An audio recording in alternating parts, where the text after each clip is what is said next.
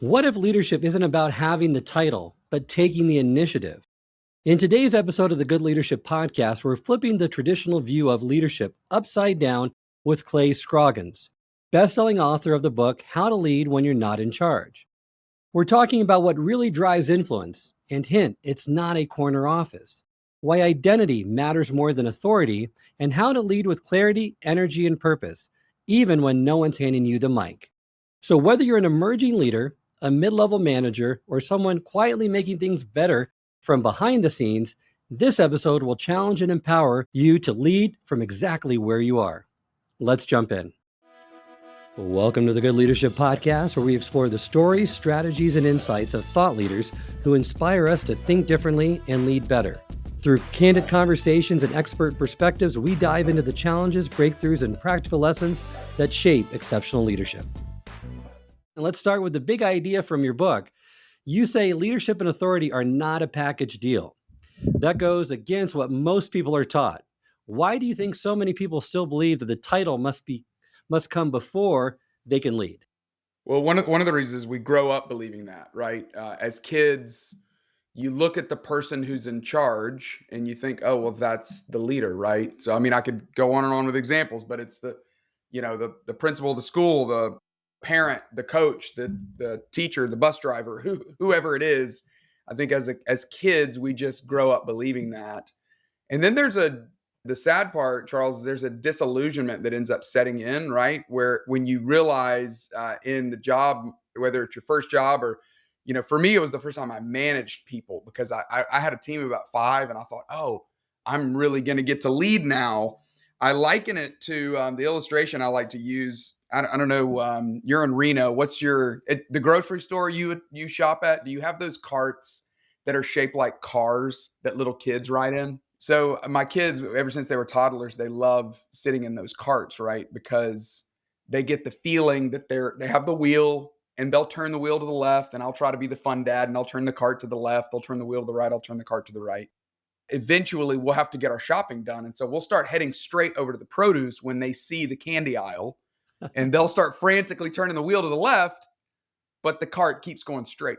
And that, I remember the day where I was looking at their faces, the face of disillusionment or disappointment, the look that maybe said, I wish I had a new dad. That's probably what I felt in the moment. And I remember thinking I'd had quite a day at work that day. And I thought, this is how I feel at work. I feel like they've given me a title, they've given me the job, and I'm trying to turn the cart to the left, but the organization won't move. And for me, that was one of those key moments where I realized, oh, I'm believing a lie. I'm believing a myth that the steering wheel only works through authority or through title, but it just clearly doesn't. If you can learn how to lead when you're not in charge, it really does begin with learning how to cultivate and leverage influence to get that cart to move. And it's a mindset, like you said, we're trained so early on. And that idea really reshapes how we see our role. And you take it even further when you say that waiting actually trains passivity. So let's go there. What's the danger of waiting around to be empowered? Well, for one, your own soul will rot. I think that's some of the comments that I get from people after reading this book. Probably one of the more favorite, maybe the most favorite comment was actually an executive at Chick-fil-A. We're in Atlanta, so we've got we're surrounded by a lot of Chick-fil-A employees because their corporate offices are here. But he was on a team. It was like a kind of an insight team. His name was Ben. And I'll never forget him telling me, hey, I felt stuck. I felt bored. I had a lot of apathy. I had some resentment toward my boss. And he said, after reading this, it really kind of, for me, it unlocked a sense of empowerment, a sense of ownership that I really can learn if I can learn how to cultivate influence from the seat that I'm in, I don't have to sit around and wait, that I've got a greater sense of mission, a greater sense of agency from the seat that I'm in. So for me, that really is my hope, is to help men and women with that. There's so many people waking up today in a job that they just feel like my bosses don't care. They don't care about me. They don't want to listen. They're giving me excuses why. I don't feel like anybody's leading me well. And I'm really trying to help people understand that steering wheel it is in your hands and it really does work, but it doesn't work through title. It works through learning how to cultivate influence. And that really is that is one of the greatest ways to fight that passivity that wants to get in us. I love it because you're right. Waiting puts you in neutral, and great leaders aren't reactive, they're proactive. Even when they don't have the position, they take initiative, they own what they can, and they create momentum. And that's such a powerful reframe. Now, you talk a lot about influence, not authority, and that's really the true currency of leadership. Can you break that down for us? Why influence is more powerful in the long run?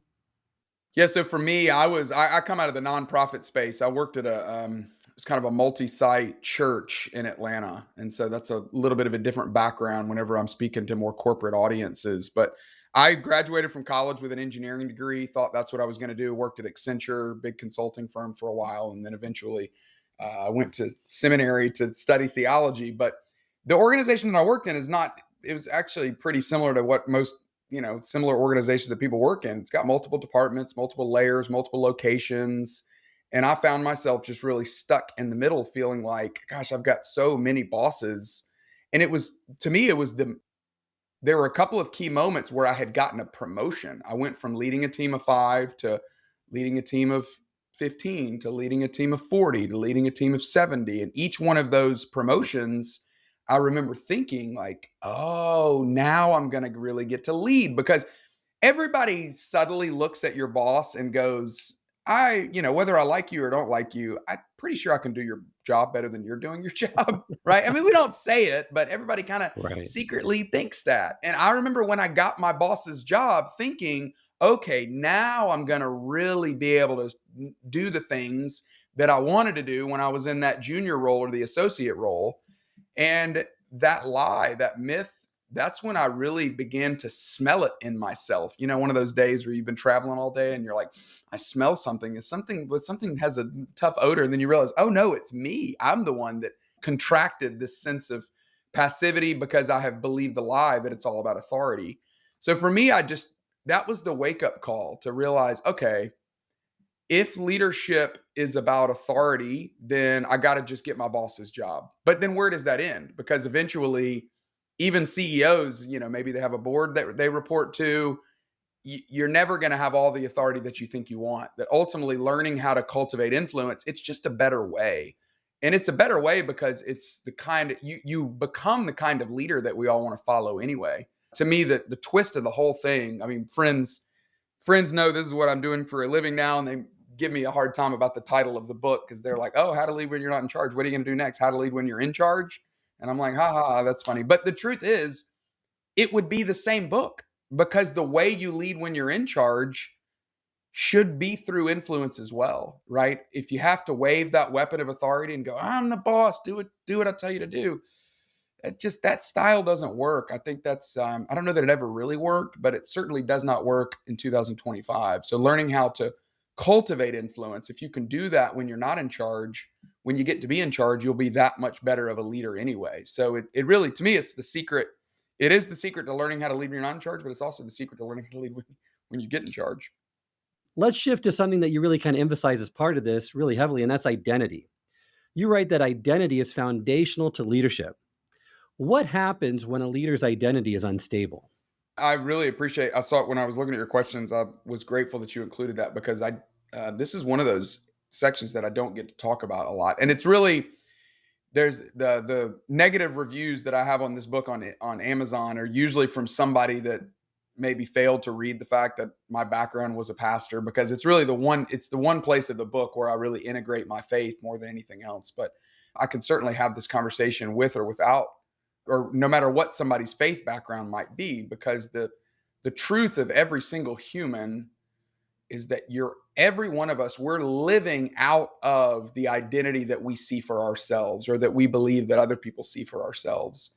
And it's the most powerful. It's the reason why I think it was 2016, 17, 18, somewhere in there, that Merriam-Webster or maybe Oxford, one of the dictionaries, named it Word of the Year, because we've had so many conversations and discussions as a society about what identity is. But knowing who you are, knowing that you are a human being, you are not a human doing, knowing that you are not what you do, but your identity transcends your job. I feel like it was such it's a crucial part of this conversation, because if you think, oh, I want my boss's job because it'll make me more important, or I want more influence because it'll give me more value, you're going to, it will distort those distorted or perverted motivations. In the end, they're going to be sniffed out. People are going to sense those, that there is a more pure ambition that I think is a healthy way to look at it, but it only comes from an identity that's disassociated or detached from the day-to-day job. And that's not easy to do. I mean, I don't love it about myself, but I feel like in some ways identities become even, I thought the older I got, the easier it'll get. In some ways, the harder it gets, because you get a little bit of success, you get a little bit of a job, you get a little bit of, hopefully more money than you had when you were in your 20s, perhaps. And it's just easier to start placing your identity in things that are fleeting, and things that ultimately won't lead to you being the best version of you, for sure. When insecurity leaks, if your identity shifts based on who's in the room and how people react, your leadership becomes reactive too. But when you know who you are, you're able to lead with clarity, consistency, even under pressure. That speaks volumes. And that really shows people that you are grounded in certain things and you're a strong leader as a result. Now, you break identity down into 5 P's: past, people, personality, purpose, and priorities. Which one of those do you think trips up most leaders? It's probably the priority one, because that's the one where you almost decide, right? I mean, some of the other ones, your past, the people you're around, your family of origin, those are given to you a little bit more. But learning how to have a vision for your own life, which is usually birthed out of a sense of identity. Why am I on earth? What's my purpose? Why did I wake up today, right? Some of those larger existential questions, that's a decision that we've got to make. And I know for me, that didn't come till I was in my probably turning 40, was when I was going through some career transition. 2021, I resigned from the organization that I was working with to really set out on my own to be a full-time speaker, to get to communicate on some of these topics. And that was the first time in my life I'd ever really asked, well, what is it that I want?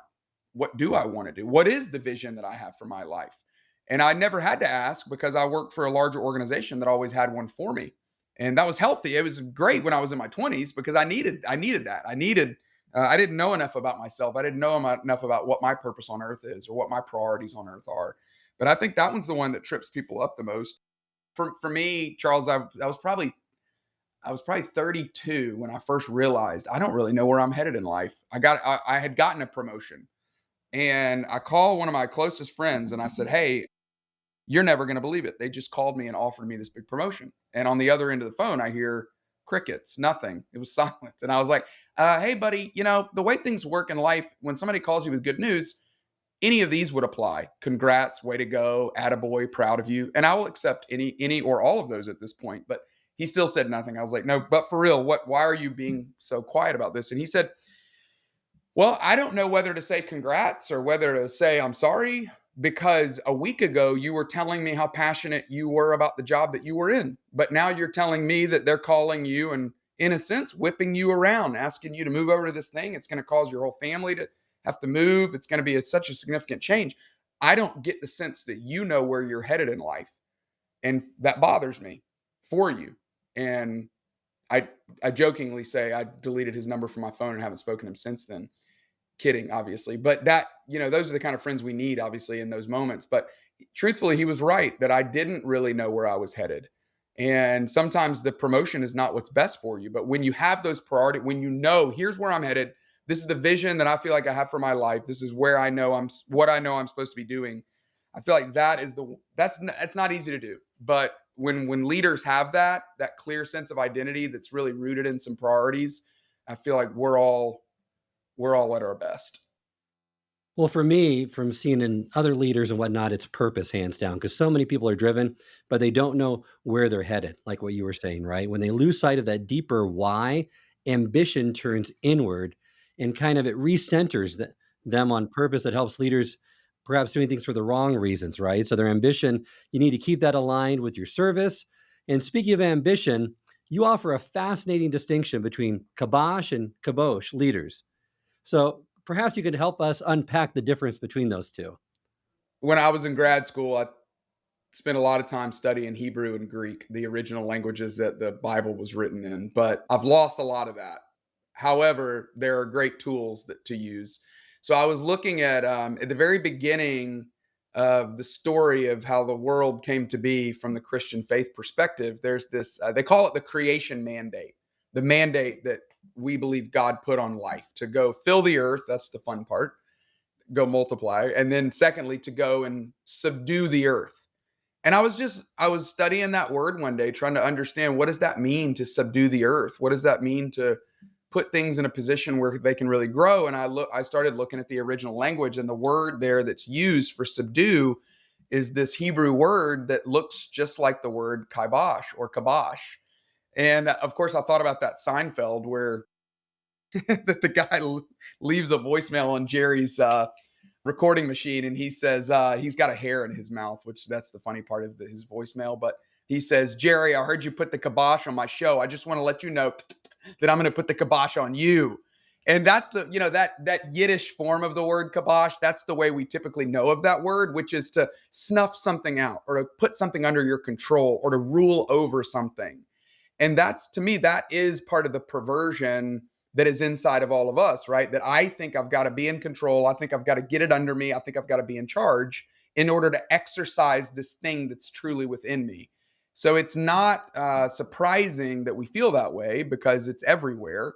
But what that word, I think the original intent of that word was not get things under your thumb or to control things. The word really speaks to the idea of putting things in a position where they can flourish. I think about it's spring right now as we're recording this. Everybody around us is planting something, right? You're putting planting a new azalea bush, or planting some new, Gerber daisies or whatever it may be. You want to get it the right sunlight, get it the right water, get everything in such a position where it can flourish, it can grow, it can become all that it's meant to be. That is the original intent of the word kibosh, that's what we're supposed to be doing. And when we see it as that, what it helps me understand is that I don't have to go be in charge of everything in order to be a leader, that I can learn how to influence, learn how to lead from the seat that I'm in. And as I learn how to do that, I'm becoming the person that I'm supposed to be anyway, which I think is great. And again, if you can learn how to do it when you're not in charge, you'll be that much better of a leader when you are in charge. But beware of the men and women that just want to be in charge because they think that's the only way of leadership. It really is. It's a dangerous thing, and finding it in ourselves is always a little startling. Well, let's move and talk about something now that hits home for a lot of people, and that's self-leadership. You say your boss is not in charge of you. And that's a freeing statement for many leaders because it also comes with responsibility, however. So can you explain what you mean by that? Sure. So how I set out on this journey was I was trying to answer the question, what do I need to do to cultivate more influence? If leadership really is about influence, how do I cultivate more of it? Not to manipulate others, not for just my own good, but is there an altruistic, healthy way to cultivate more influence? So I bumped into these 4 big behaviors that the book really is kind of built around. And the first one is I got to lead myself. Most people, when they think about leadership, we naturally think about everything outside of me, my ability to influence other people, my ability to get other people to do the thing I need them to do to become either who they want to be or to get what I want to get. But the first place I got to start is not outside of me. It really is in me, right? That I've got to learn how to lead myself well if I want to cultivate influence in any realm, in any organization. I like to think of there's a quote from, I believe it was Tom Watson, not the golfer, but the former CEO of IBM, who said, nothing so conclusively proves your ability to lead others as what you do on a day-to-day basis to lead yourself. I love that concept. That learning, if I can learn how to create an oasis of excellence with what I'm most in charge of, which is me, that is the best way that I cultivate influence. When I show the people around me that I am capable of managing my own emotions, my own time, the little organization that I've been given to manage, that's the best opportunity I have to cultivate influence for myself. So it really is where leadership starts, even though it's a little counterintuitive to learn how to lead. I got to learn how to lead me before I can lead anything else. And too often we wait for someone else to define our role, give us permission, or invite us to lead. But if you want to grow, you have to take charge, like you said, of your own thoughts, emotions, and actions, and start where you are, because leadership starts with leading yourself well. And you give us a helpful framework to model followership, where it's monitor your heart and behavior and make a plan. Of those three, which one do you think is the most overlooked? Because not many leaders talk about followership like you do. Well, I would talk, I like the concept of monitoring your own heart and behavior, right? Of being ruthlessly curious and introspective of what's going on with you. You've got to be the greatest detective when it comes to your own behaviors, but also when it comes to your own emotions, your soul, those parts of you that no one can really see, but of course they see the fruit of it, right? And learning how to do that is not easy to do for sure. But when I think about self-leadership, I think about having a vision for your own life. I think about the discipline and accountability to do the things you know you need to do. But then thirdly, it really is about self-awareness. It's about being ruthlessly curious about what I'm good at, what I'm not good at. Why am I doing? Why did I feel passed over in that meeting? Why did I get prickly when that person disagreed with my idea? Why did I feel intimidated when that client started to disagree or started to challenge our pricing structure? Learning how to discover what that is, I mean, that really is, this is the beginning of the conversation around becoming a more emotionally healthy person or having higher EQ. I think about it this way, Charles. When I was probably 15, the mall in the town that I grew up in got a new lids, and I was a big hat fan, sports fan, brand fan. So I was like, oh my gosh, we're getting a lids. This is amazing. And I remember going to the mall looking for lids. You scroll down on that little kiosk, there it is, B7, and then you go to the map. Okay, B7, there's lids tucked between Spencer's and Things Remembered, or right across from Annie Ann's or whatever. And I got a vision. I know where I'm headed. I've got the discipline and accountability to take the steps to get there. But that's not all the information I need. There's a crucial piece of information when you're looking at that map that you got to find. It's that star that says you are here, because you cannot get to where you want to be until you know exactly where you are. You can't get to where you want to be in life until you know exactly where you are. So leading yourself really does start with, to me, the greatest place all of us can grow, I should say, is learning how to be ruthlessly curious of what's going on inside of me, monitoring my own heart, monitoring my own behavior, going, all right, what am I really good at? What are my struggles? What are my blind spots? No one can do it for me. I've got to do that for myself. And the more willing I am to do that, the more self-aware I'll become, which is really the greatest shot of becoming a more emotionally healthy leader. And we often underestimate how powerful it is to support those above us. Not many leaders talk about this. Not many leaders want to look at the followership angle. But if you undermine your leader, you're going to lose moral authority. And if you want people to trust you as a leader, you got to show first you can be a great follower, correct? I think it should be on every one of our job descriptions that if you're not figuring out how to make your boss's job easier, you're missing something. And of course, this is why motive is so important. This is why identity is so important, because if you're not trying to kiss up, you're not trying to be a brown noser, but on our job description should be to manage the anxiety of our boss. That should be part of what every single one of us is trying to wake up and do today. I got to figure out, what is my boss most anxious about? What is she bothered by? What is he really concerned about? Is it we don't have enough new clients? Is it too many people are leaving? Is it the tariff situation? Is it how the IT department's a little slow in getting us what we need? What is the thing that he or she is most concerned by? And then I got to start figuring out how to bring solutions to that, because that is what ultimately will determine my success in an organization. Is, am I the kind of person that somebody loves having on the team? And of course, we can flip it around. When you're the boss, don't you want men and women who are concerned? Have you ever lost your keys and nobody's helping you look? It's maddening, right? You're like, I can't find my keys. Well, someone help me out here, right? The same thing is true about a boss who's got a team full of people not concerned about the very thing that he or she's concerned about. So of course you got to have, every boss wants people on the team that are going, all right, how can I make the boss's job a little bit easier today? And how can I solve some of the bigger problems that are on the boss's desk? I think it's essential if you want to have success, even though it's not sexy. It's some of the harder work of organizational life, but it's some of the most important work. I hope this episode has provided you with valuable insights. If it has, I ask you to share it with someone who would also benefit from it. If you've been enjoying and gaining knowledge from this podcast, then subscribe to our YouTube channel where you can find all the previous episodes of the podcast and additional learning resources. You can also subscribe to the podcast on Apple or Spotify and leave up to a 5-star review.